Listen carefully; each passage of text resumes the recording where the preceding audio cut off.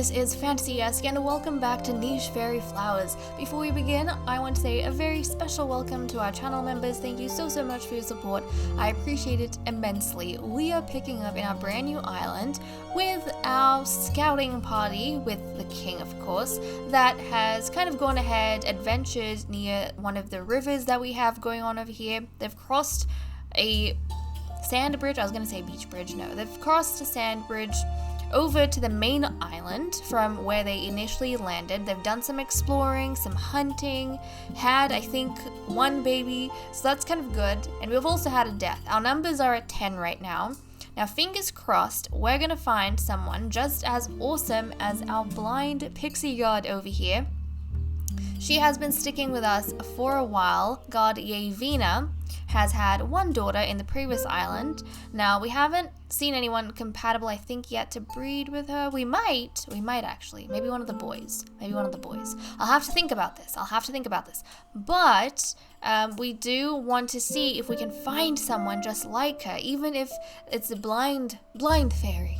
We'll do with a blind fairy even. But we seriously need to get a move on this because our Faerie King only has, I think, 5 or 6 days left to live, and we don't have anyone compatible for him. He doesn't have a prince to pass on his title to, which is kind of scary, so we're gonna have a power struggle if we don't kind of get all this underway. Well, I shouldn't say power struggle, more like we're gonna be in a vulnerable situation. Okay, so we're starting off with 207 nesting material, 234 food, and 10 nichelings. And let's have a look. See, look, little baby Sapphire has caught up with us, which is great. Now, I didn't think about this before. I think I haven't been breeding Yevina because we're trying to get the other ladies moving along. Now, Monarch and Athene have been lined up for the king. They have one immunity that they share with him, but we kind of have to take a risk at this point. They're both fairies, the only ones that can breed with him.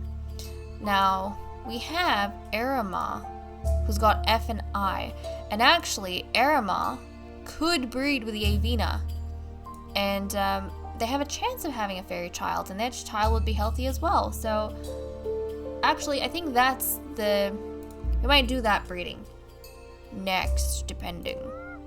The king has 6 days. He has 6 days. So I don't know. Maybe we'll breed Athene and Monarch, and then we'll breed Yevina with Arama. Because I do want some more of Yevina's genes, to pass on. Not the blind eyes, but she also has the recessive griffin, which is good, and then the B and E. So yeah, she's got some things for us. She's got some things, which will be very helpful. But okay, let's see how we can help these guys out. Let's clear that, and that, and that. Okay, Vez Jane has done her part, so I am quite happy with that. Okay, and I'm trying to get Monarch and Athene to stick very, very close to the king, so that when we get up to the breeding stage, we don't have as much to worry about. Okay, Monarch, let's wiggle. Oh my goodness. And then let's see, Sin's also quite adventurous. Sin's been paired up with his sister Rose, and they've had Edian so far, so that's kind of good, keeping the fairy genes going. But okay, let's tend the day. And now Rose is gonna settle down in some nest nearby. Maybe this one over here? Can you reach that? Yes, she can. Excellent. And then, let's see, Arama, I want you to stick close, actually. Oof. Let's get little baby Edian going. I want him to stick close with Yevina, because I want to pair them at some point. So he'll do that. Now, you guys have hunting? Yes, let's grab that. Little Sapphire has gotten a little bit older, which that's great. And let's see, Athene. I want Athene to stick very, very close to the king. Vez Jane, she's about to pass away very, very soon. Let's see, Yevina. Yevina, I think you can come over here. pick some berries. She's gonna pick some berries. And then Sin is gonna be a little bit adventurous off onto this side. There we go. Would you say Sin is sinning because he has paired up with his sister? I don't know. It's kind of like a nicheling tradition at this point. His parents named him knowing that it would come to this one day. Okay, let's see. I'm gonna get the king to just settle down here, gather some berries. Okay. Everyone's kind of spreading out a little bit more. Let's see what Rose has. What sinful child shall she produce next? That was almost a tongue twister. Jeez. Oh, okay. Another little fairy boy, which is great because she and her brother combined. I think they have 25% chance of producing a boy. Not a boy. Jeez, it's a 50% chance. I meant producing a fairy. So, okay. Let's go ahead and name him. A lot of these nichelings are born with recessive naga, interestingly enough. I don't know when that came into the genes, but it stayed for quite a while. So they either have recessive pixie or recessive naga. But this is going to be God Griff. God Griff. I guess actually some of them have Phoenix. Oh, they don't. No, that's Yavina. That's right. My bad. Okay, God Griff, welcome to the family. Look at you. You're like a carbon copy of your brother Edian. But you guys are so cute. Okay. Let's go ahead, give you your Godstone, and now we have to take some measures, which I was afraid to, but it has come to this indeed. The king has 4 days, and in this time, I think it's important that we just go for it. So he's going to be breeding with Monarch and with Athene. Oh. Okay, Monarch. Come on, Monarch. You can do this. Please. Thank goodness. Okay, please. Yes. Okay. So now both Monarch and Athene are pregnant. Hopefully one of them produces a fairy prince. The chance of them having a fairy is highly likely because both of these ladies have fairy, and so does the king. So there's a 50% chance their baby's going to turn out fairies. Not only that, let's hope that they have boys and not girls, or at least one boy, even if he's sickly. At least he'll be the future king for a little while. And I actually wanted to do this so that on the chance that we don't have a boy, then the king still has one more day for them to breed with him. So that's why I'm kind of going ahead and, taking some measures. We're taking some measures that I normally would not. But I have been forced. My hand has been forced on this matter, peoples. Okay, Sapphire, let's do some collecting over here. And then Erema, I want Erema and Yavina to breed. At some point. At some point soon. Probably after Monarch and Athene have their children. But that all depends. Again, that depends. Because I don't know if Yavina's gonna last long enough to have that child if these two keep breeding, So we'll see. Let's turn the day. Oh my goodness. Oh no! We had a nicheling pass away. Who was next to us? Was it Vesjane? Aw, man. Vesjane passed away.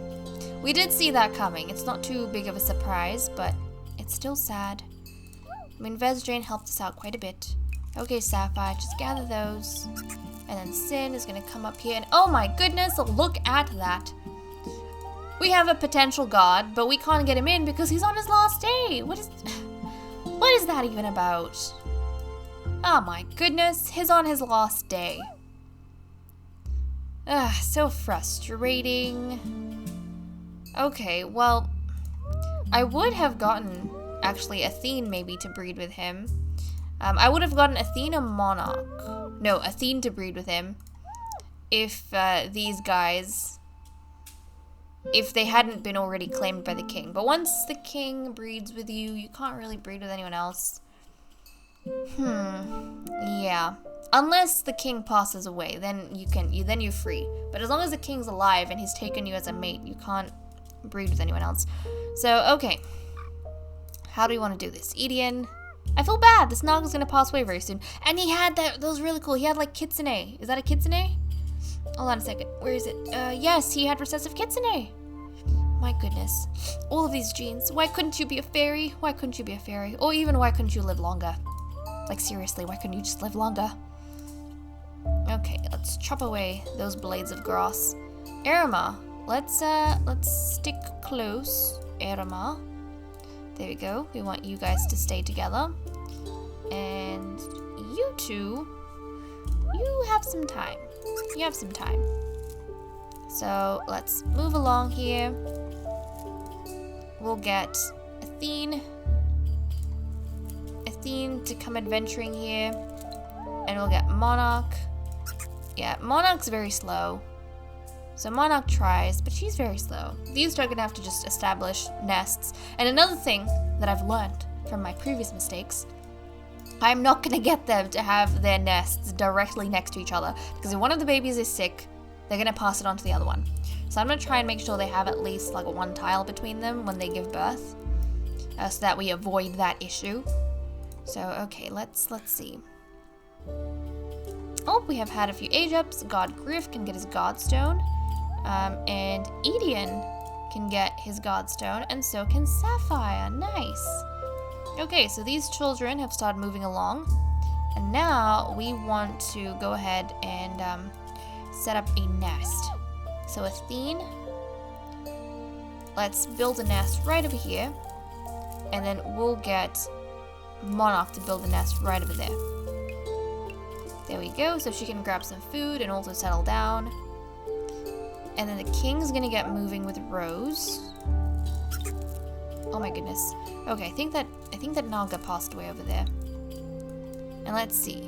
Little baby Griff, let's move along that way. Sapphire, I could stick you here. I think I'll let Sapphire just gather the berries in this area for a bit. Okay, well now you can run off on your own if you want.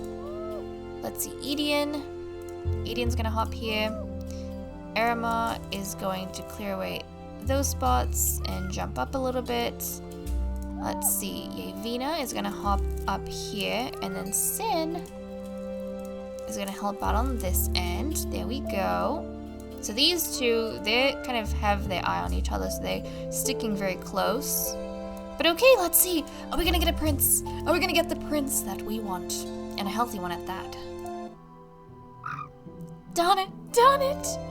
We got two girls. And surprisingly, both of them were healthy. Oh my goodness. So we got two princesses. Both of them are healthy. One of them is a fairy, so that's great with a recessive griffin.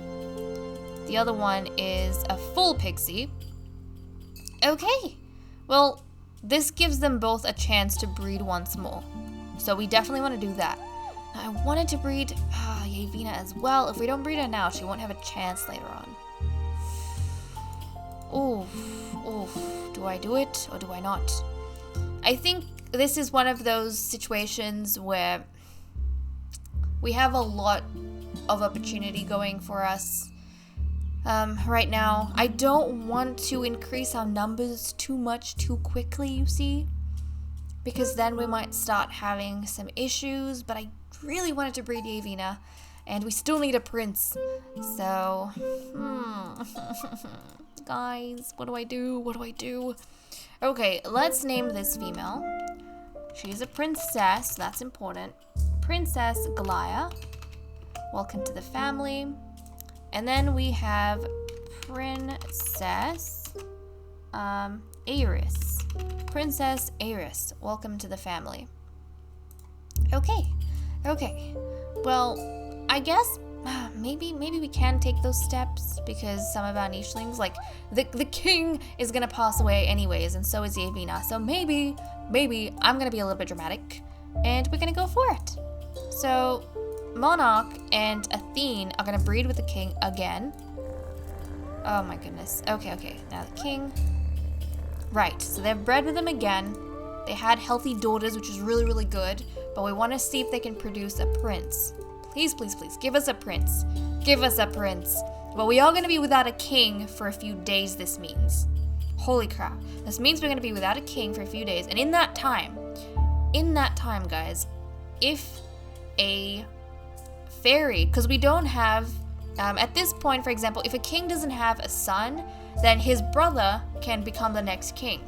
But it has to be his brother, right? So we have to look for a fairy, like a male fairy, that has a pink stone, so a royalty, a royal fairy can become the next king. However, if we look around right now, we don't have any royal fairies that are males. We have females like Rose, but she can't be king.